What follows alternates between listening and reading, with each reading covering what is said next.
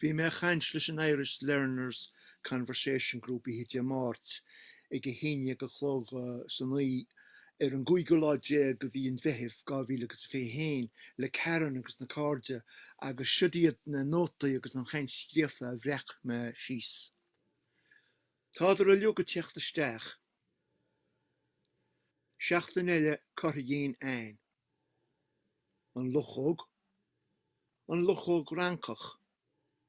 Na luchóg a francacha. An luchmhór. Tá sé géar a báisteach a chor. Tá sé géar a cor. Tá mat fós be beach a réanchaí. Gá hiomar a bhega. Tá tú breanú fuimar a bhí tú mo fuin réin. Tá cuma na gréinart. Tá faib hecniú leis an bhuaimige farír. Seacht geacht déag.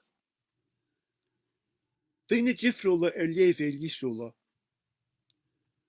Córa an ábhar tá tú réise ólam. Tá a cheappa go bhfuil isam céirde tá dhéana ach níl baril go leidam ach na habba sin le héine. Ag túnmarciocht. Tá dí go má ach ná díon damsa sa gorach. Tíhír go RosNaRun. An subbaldrama. Imachtaí éagsúla ghlachan chláán páirtintub thar na blianta. Tá tiúr cloinne ag seán. Tá beirt wach agus inín am héin. An dír bheithasnéis. An seinteoir. Tíhír. Tagan an túr an taringracht. Na hiní. Tá gaileorm. An chéalan. An sráidhhaile beag. Tá trúr mac acab. Tá cúigur garfáistí agaí. Bí muid a chaint gach seachtain. Dé máirt agus dé dúna. Hit an tónas an mála. Bheanna sí isteach. Céir do ringe tú inniu. Tá tú idir postana faoi láid. Tá tú ar scor.